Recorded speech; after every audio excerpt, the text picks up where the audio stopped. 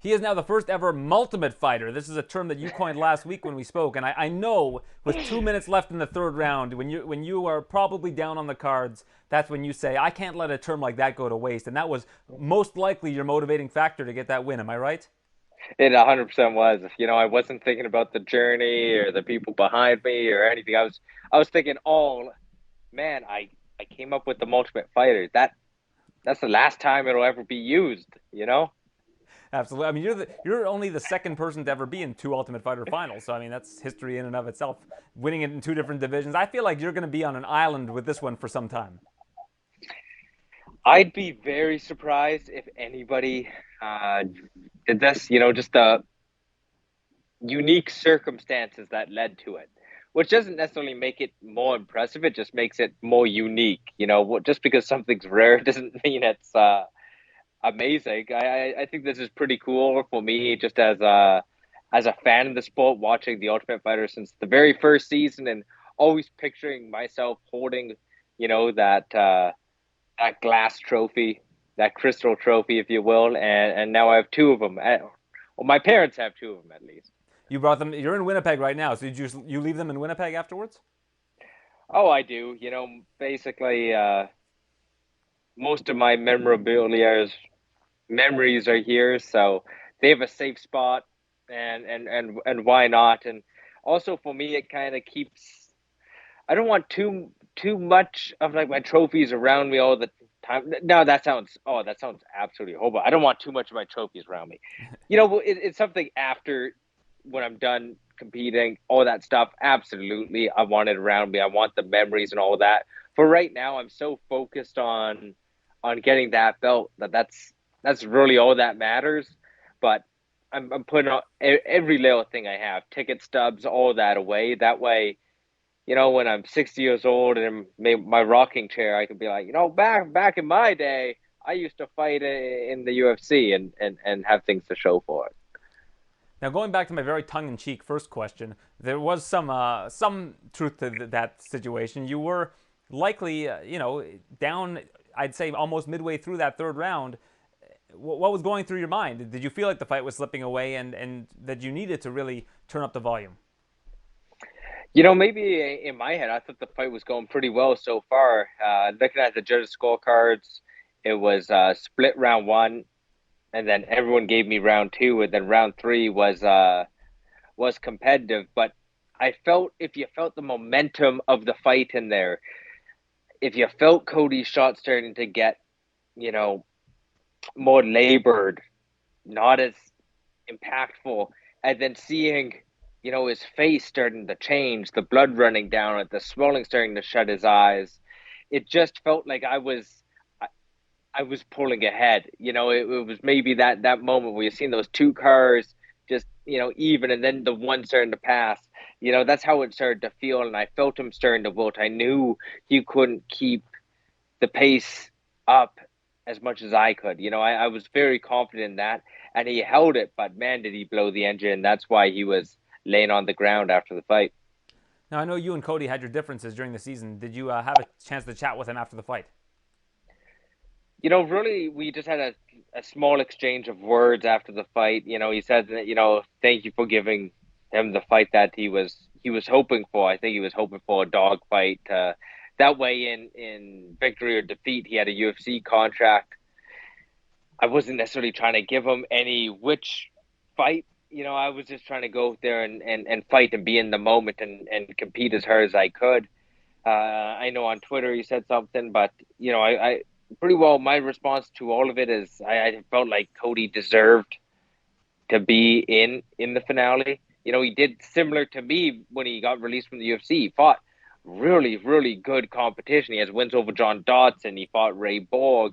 These are guys who have fought for titles before. He fought UFC vets. He didn't take the easy route back in. This wasn't like one loss, one win, one loss, one win. He beat good guys, put together a string of victories, and even in the house got two first round finishes. So he fought tooth and nail to get there. And maybe it reminds me of being in the house. Every time there'd be some days where I'd see him and hear him speak. I'd be like, man, we have a lot of similarities. and then he'd go and say something stupid to me. Like he'd go just say something, just he'd be a grump, and then it'd be like, ah, man, I don't really like this guy. So it was kind of similar here, looking at the road he had to take to get back. There's a lot of similarities, and he deserved that spot, and I think he deserves a UFC contract. I noticed Dana White didn't come into the cage to give you the trophy. I think he's done that for almost every other season of Tough, if I'm not mistaken. Were you surprised that he wasn't there? Did anybody explain to you why that was the case? I'm not sure. Really looking around the octagon, he wasn't at. I didn't see him. Now you can see I have glasses, so it's not like I have the best vision. So maybe I missed Dana, but he's pretty difficult to to miss. Um, who knows? It's the UFC. Was if he wasn't there, he was probably putting out fires somewhere else. I think he made it for the main card. In all honesty, it doesn't that stuff doesn't bother me. The things that bother me was not having the opportunity. Once I'm given the opportunity, who gives me the trophy doesn't really matter. We're talking, we're splitting hairs at that point.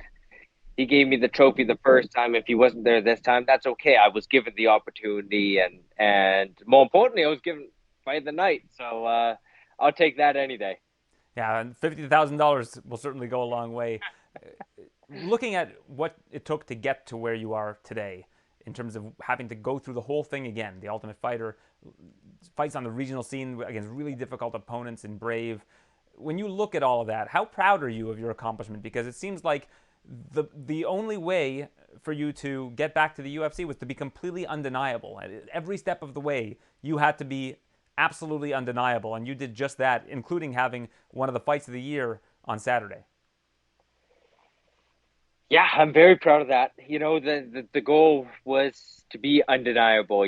Maybe it was my girlfriend and I were joking a lot. It's inevitable. The Thanos quote, and I am inevitable. And that was exactly it. We just man, it got dark there for a period. When it felt like I was undeniable, yet I was still getting denied. But then look how everything worked out, and I'm very proud of that. And I don't know of many fighters, many people who, and maybe this is me patting myself on the back and thinking my road's necessarily harder than a lot of other people's, because that's all I can compare it to is my own experiences. But I don't think many people would have gone through what I went through to get here. And with that said, I also have the best support system in the world, and I think that's one of the reasons why I have some very special people behind me, an amazing family. My Katie, my girlfriend, her family's been behind me, and just I only made it because of the special people in my life, and it just feels so good to be able to show them that, hey, this was all worth it. I haven't had a chance to watch your post-fight press conference yet, but I had read that you made a list of fighters that you felt were not worthy of being in the UFC in the bantamweight division at some point. When did this list get made? If you don't mind sharing who is on this list, I'd be very interested to hear. And why did you make this list? It's a triple-barreled question for you. So the why? Because I was bitter. I was so bitter. I was, oh, that's not good. It wasn't a good place to be. It's not a good way to live. It was November, I believe the list started. Maybe November, around December. Yeah, probably November or December. I can check my notes to confirm, but the list was not just of fighters that I think should be released. It was that especially were on, on the brink of being released. So it's like, why are you keeping these guys around for their third or fourth opportunity, or they just fought out a contract with poor fights, and you're going to keep them around, but you released me after a loss to Marab, and then what I felt was a slight robbery to Hunter. If that was the rope I was given, if all things were equal, why are these guys still kept on the roster? I'm not going to share it because it's not fair to those fighters, because they did nothing wrong. Their opportunity is not a slight against me. I was just being bitter because I was on a full fight win streak. My dream was nearly taken. Well, it was taken away from me for some time, and then I was getting denied. Like again, I wasn't in the best of spaces, and I tried to, when I defended my belt back in October, I was so optimistic about the future that it really came as such a brutal surprise and shock to me, even around that Christmas, that I was just every door was getting closed in my face. Every door. I don't think I had one good chat with my manager. Yeah, it just was a very tough time, and it's probably the only time in my career that I've ever thought about retirement. Like, not even, I'm not saying it was heavily considered, but the conversations for it was the first time ever that I started the conversation of, should I potentially retire? Because what is the point at this point to win another, let's say Brave belt? Okay, and after that, the UFC still might not want me. No organization might want me. It was heck, I wasn't even told I could be on the Ultimate Fighter. I got told no initially. So I was in a very disappointed and heartbroken place, and that's where the bitterness came out. But my team around me kept pushing for me, even maybe when was contemplating giving up that last little bit of hope. But don't get me wrong, I showed up every day to training. I still trained with the same enthusiasm and intensity, and we got to see, what I've been working on behind the scenes for so long, this past Saturday. That's what I'm capable of. I'm capable of more, I believe, and we're going to keep on that trajectory. During a time like that, how much does it help to have Katie Saul, your girlfriend, who's had really an up and down career in mixed martial arts by your side to give you some perspective? Because I don't know what Katie's why is right now in terms of her continuing to fight. Like, she just must love the fight game. But what exactly, how did she help you get through that time? She's clawed tooth and nail for every opportunity, be it on, a week's notice to fight at, who is close to a number one contender in Invicta, to taking on, who who is the current champ of Invicta. She fought her first fight in Invicta Fighting Championship, Katie's last fight. From getting robbed in decisions she should have won, like everything, to getting a call on, 10 days out from one fight and it being Christmas time, and us driving down to Kansas City. She's literally made every fight in her career happen, because if she didn't push as hard as she did, she wouldn't have gotten the opportunity. And I guess that's where her and I are so similar, is we're all we're saying is we want the opportunity. We just want the opportunity. Let us fail. If we fail, that's on us. But we're not even asking for it to be even. Once again, I had, I think, 9 days notice for the show. Meanwhile, everyone had training camps, 6 to 8 weeks. I had 9 days to basically dump off all my weight and make weight and not even train for it, and I still came out victorious. It's stack it against us. It doesn't matter. We are just asking for the opportunity. So it certainly helps. And she did not doubt once that I would be here and that I'd win this thing.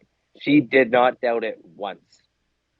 She was ready to give up her career for me to be able to live my dream. She's able, so I just have some special people like her, my parents, her family, just I, my coaches.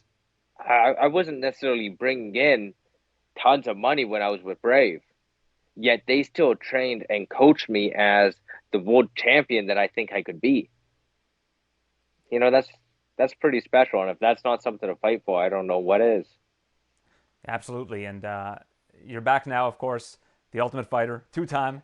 What's next for you? Do you have anything in mind for when you would like to be back in there? The type of opponent you'd like to fight? What's on your mind right now in terms of your future? I'll just start it off by saying, I got very clear instructions from my coach, John, to kind of soak this in and enjoy it and hit the brakes because, since The Ultimate Fighter, yes, it was a block of time from filming to the finale, but I was working hard at improving that entire time. And you have this thing hanging above your head of, if I don't win the finale, that's my UFC dream done. You know, that's it. It's over. You know, so I'm going to soak this in for a minute. I'm going to pull back. I'm going to take it nice and slow. But Canadian MMA is pretty dang hot right now, and being on a Canadian MMA card would be something special. I'm thinking something around December, but if it's after that, it'd be great to make the walk again on home soil, and I'm just at this point going to soak in the next week or two with some family, recharge the soul, and then we're going to start that climb towards that belt. Well, I agree with Coach Kavanaugh. I hate asking that question, what's next for you, because it's a silly question. Days removed from you, finally clawing your way back to the UFC. We all need to see Brad Katona again. You know what? I'm with Coach Kavanaugh. Pump the brakes, enjoy the peg for a bit, soak it all in. It's an incredible accomplishment. I made a tweet about your road to getting to becoming the two-time Ultimate Fighter, and it's the road less traveled. It's the scenic route, and I think you should be very proud of your accomplishment. So congratulations, Brad. It's great to see you representing Canada with such grace and incredible talent as well. Of course, we should never forget about that. But really appreciate your time. Thank you for this, and looking forward to whatever is next for you. Right now, what's next, of course, is soaking it all in and enjoying it. Yeah, thank you very much. I saw your tweet, and I finally felt that there we go. So someone appreciates the road less traveled. We'll take the long way home, but we'll find a way home. So here we are, and I just thank you and for everyone behind me. I'm so grateful for the support. This is really something special, and it feels like something special.